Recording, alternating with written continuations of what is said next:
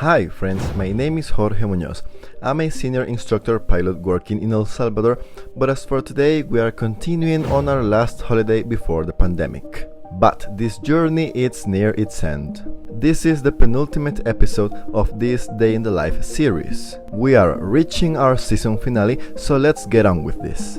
Last episode we went from Stockholm all the way north to Kiruna on our quest of hunting the northern lights, and to my surprise I found them during our first night. But it was just me. Sadly, Asensio and Eduardo were inside the hotel during this historic event. However, today, January 5th of 2020, we would be traveling by train somewhere even deeper inside the real north. At 6 a.m. in the morning, we woke up and realized that we were a bit late for our train.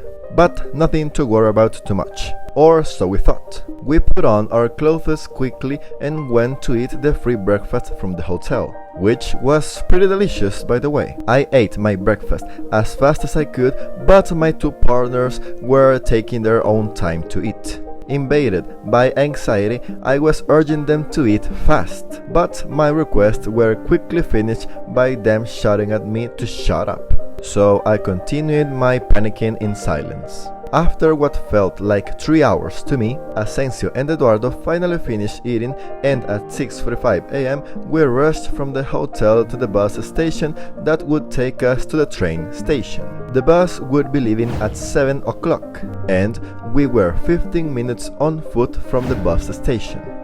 Well, to be honest, I was the only one rushing, because even though I even had time to record these couple of videos that you are watching right now, I was still a couple of hundred meters ahead of my two friends, which apparently had decided together that we were doing just fine with time. I swear that they were walking backwards that day just to annoy me. In the end, all this will come down to a pretty binary result. Either we reached the bus on time so we can travel by train, or we didn't, because this one was the only bus in the whole town apparently. After me literally running in the snow for like the last 5 minutes or so, finally I saw in the distance the bus stop.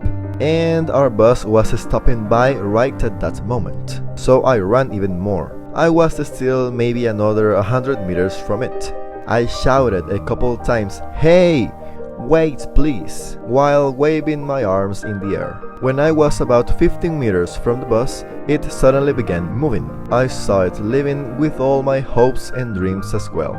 But just a few meters after, the bus stopped again. Someone saw me and told the bus driver to stop, and luckily he was a nice enough dude that he also waited for my friends, which were still walking their way here. Long story short, we arrived to the train station just 2 or maybe 3 minutes before the departure. We hopped into the train, and 1 hour or so later, at 8 a.m. we arrived to Abisko, one of the most beautiful places I have ever seen in my entire life, even more than Kiruna. Of course, as the tourists that we are, and as I'm sure you are certain if you have been following this series, we did a not-so-quick photo sesh in the train station. But can you really fault us? I mean, look at these views, you don't see that every day.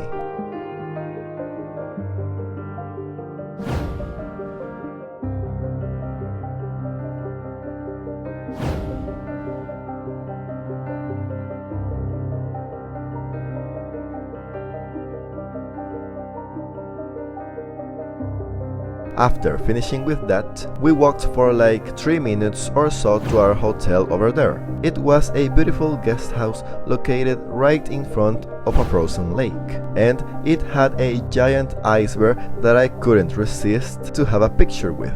By the way, if you want to see more astonishing views like the ones we saw in the train during our way here, or you just want a couple minutes of relaxation, click the video on the top of your screen right now or the one on the description below. It was still fairly early in the morning, so after installing ourselves in the hotel and chilling in the common areas with the other tourists for a bit, we decided to go back outside to explore the city for a while. After all, the hunt wouldn't begin until after the sunset. which means like at 4 p.m. at most.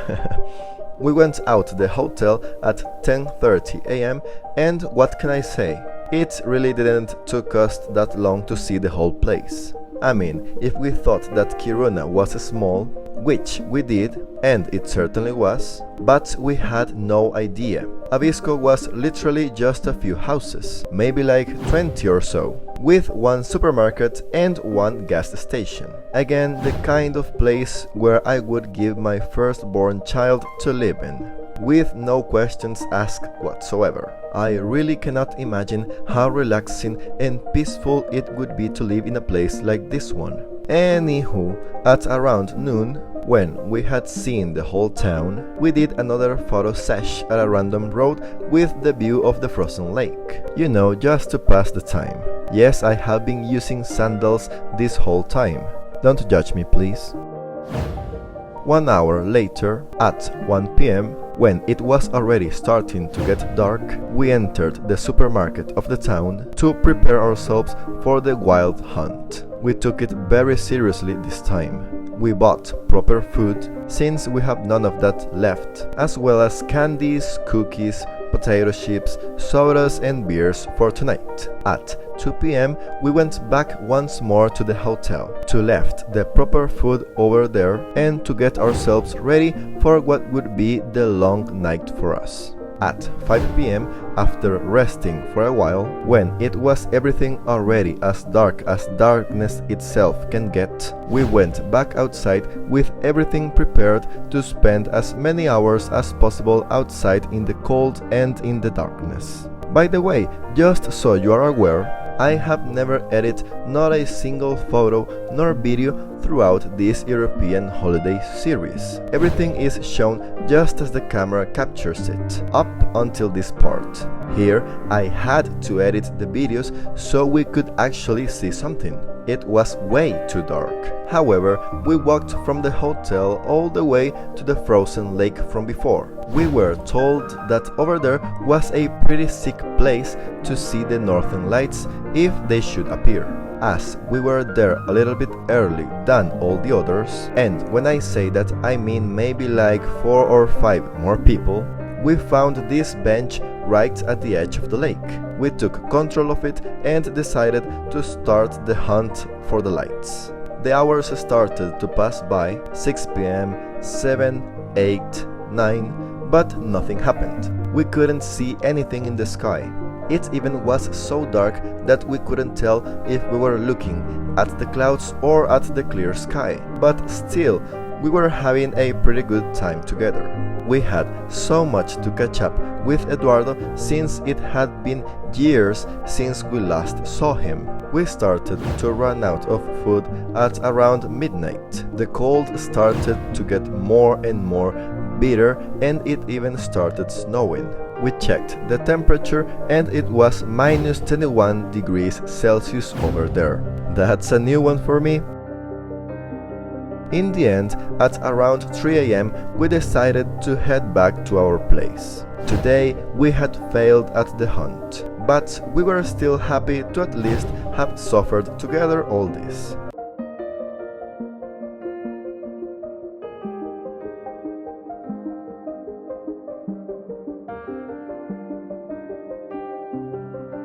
The next morning, January 6, we would be returning to Kiruna during the evening. So at 9:30 a.m. we were ready to explore a nearby town to which we could travel by foot for about an hour or so. But while we were about to leave the parking lot of the hotel, we saw this strange rainbow all over the sky. So we asked a guide that happened to be over there, what was that? And oh my god, it was something. Apparently, we were not lucky enough to see the normal northern lights yesterday during the night, but we were lucky enough to see a northern light during the day, which, according to her, are extremely super ultra strange. Even she, that had lived over here her whole life, had only seen a handful of them, and I want to believe her until the day I die. Sadly, the aurora only lasted for like 10 minutes, but we were all over the moon at that moment. even the guide. So hey, after all, we did hunted at least one light. However, after that we started our journey to this other nearby town, just for the sake of it. Oh, by the way, those suits that we were using were gently provided by the hotel absolutely for free, so that was nice. After 2 hours or so walking through the frozen woods, at noon we finally arrived to this other town. But sadly, it was a little bit boring over there. So we just stayed for like an hour just because we didn't want to go back to the cold. But at a little bit past 1 p.m, we started walking back to our little beautiful town. And in the middle of the way we found a moose, and let me tell you that you don't notice how big they are until you see one by yourself. Personally, I was amazed by how huge this moose was, and I wish to have seen more animals like that one. At 3 p.m, we arrived back to the hotel just to pick up our stuff and head back to the train station to return to Kiruna. Unfortunately, the train had some issues apparently because of the snow and the rails. I don't really remember what happened. But 3 hours later than expected, at 7 p.m, we arrived back to Kiruna one last time. The next morning, we would be heading to one of our final destinations of the holiday, far down from the real north.